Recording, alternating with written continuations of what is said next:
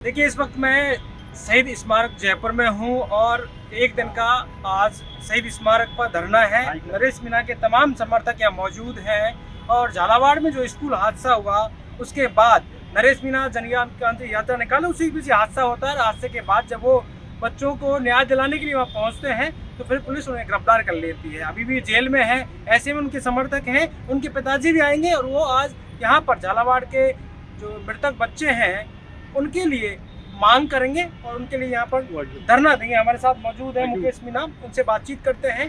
मुकेश जी, इस पूरे प्रकरण को कैसे देखते हैं? मैं आपको बताना चाहूँगा कि जिस प्रकार से झालावाड़ में उस गाँव के अंदर जो घटनाएं ऐसी घटनाएं नहीं घटती, तो सरकार और प्रशासन को ध्यान देना चाहिए कि ऐसी कितनी स्कूलें होगी राजस्थान के अंदर जो आज भी जर्जर व्यवस्था के अंदर है। उसके बाद भी कई हादसे और उसके बाद में भी जैसे जैसलमेर के अंदर एक वहाँ भी हादसा हुआ, उसमें भी एक व्यक्ति की मृत्यु हुई। उसके बाद में भी हमारे गाँव जिले में कपौड़ के अंदर भी वहाँ भी छत गिर गई। बाकी वहाँ पे भगवान का शुक्र, वहाँ पे किसी प्रकार की कोई घटना ही नहीं घटी। तो सरकार को और प्रशासन को इसमें ध्यान देना चाहिए। इसमें हमारे बच्चे जाते हैं और इनकी बहुत बड़ी लापरवाही है।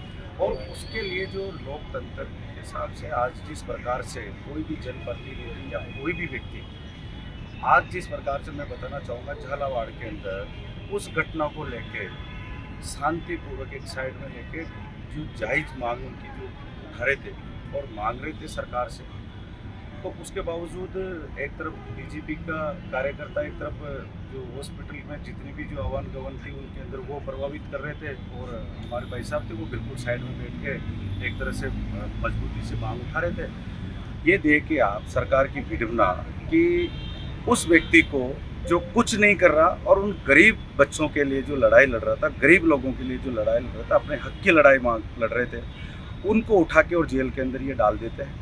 इससे बड़ी क्या विडंबना होगी कि मैं मानता हूँ कि पूरी सरकार और पूरे जितने भी जो जनप्रतिनिधि जो वहाँ के जो राजनेता है, जिस प्रकार से जो झालावाड़ और बारां में जिस प्रकार की जो राजनीति हो रही है, वहाँ पे गरीब लोगों को आज भी वहाँ पे उनकी आवाज़ को दबाया जा रहा है।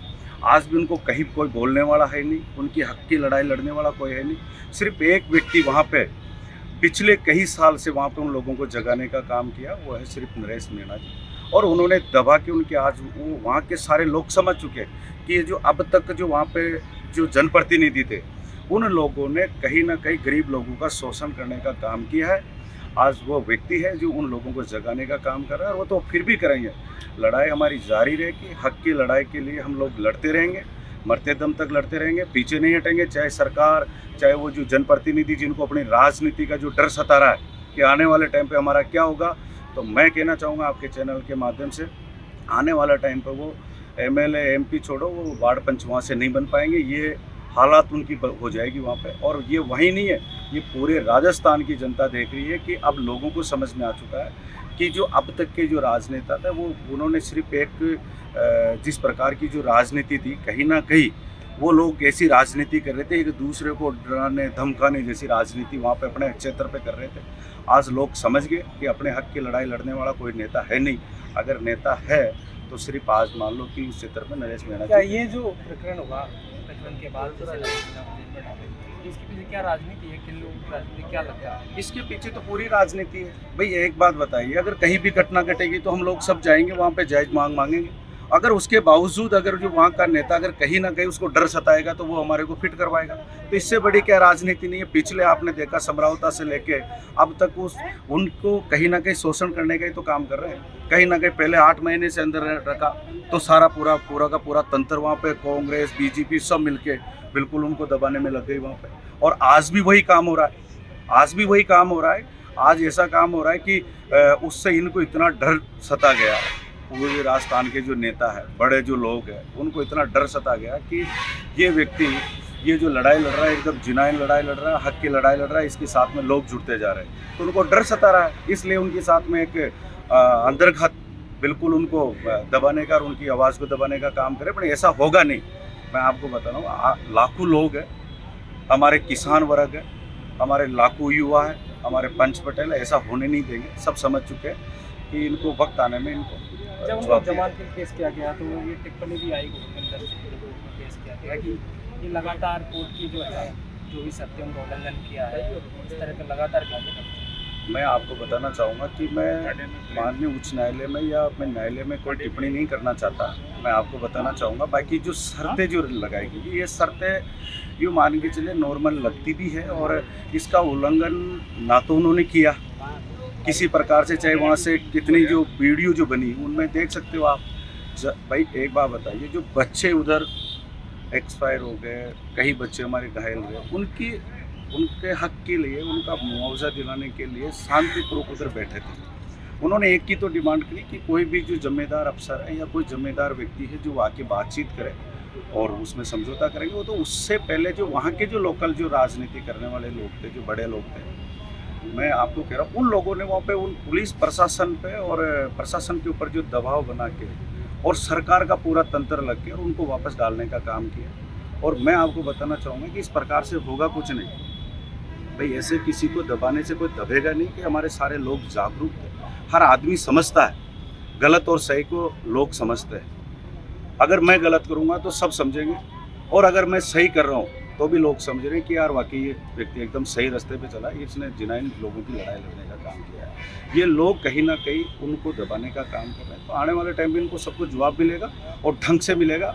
आप सोच नहीं सकते हो। मैं आपको बताना चाहूँगा आज का जो धरना है क्या क्या मांगे रहेंगी? एक ही दिन का धरना है? एक ही दिन का हमारा धरना है, और आज हमारा शांतिपूर्ण यहाँ पे हम धरना प्रदर्शन करेंगे। और वहाँ पे जो घटना घटी उन बच्चों के लिए जो 1 करोड़ का जो एक्सपायर हुए बच्चे जो मरे, उनको 1 करोड़ रुपए का मुआवजा दिलाएंगे। और जो 50 लाख रुपए जितने बच्चे जो घायल आज भी उनका इलाज चल रहा है हॉस्पिटल में, तो उन बच्चों को उनके के लिए, और जो व्यक्ति जो निर्दोष थे उन लोगों को बेवजह इन्होंने जेल में डाला, बेवजह उनके ऊपर अनावश्यक उस प्रशासन को, वहाँ के हॉस्पिटल को जो प्रशासन है उनको दबा के और उनसे उनके ऊपर केस लगा। तो ये हमारी मांग कि वहाँ पे उन लोगों को तत्काल प्रभाव से रिहा किया जाए, और आगे जो इस तरह की जो राजनीति है अगर कार्रवाई करनी तो जो उन भ्रष्टाचारियों पे कार्रवाई करें, जो लोग बिल्कुल जिन्होंने भ्रष्टाचार कर रहा है, जिन्होंने जो भ्रष्टाचार करवा रहे हैं, और जो लोग तानाशाही की राजनीति कार्रवाई प्रशासन को करना है तो उन लोगों के ऊपर करनी चाहिए, ऐसे लोगों के ऊपर कार्रवाई नहीं होनी चाहिए।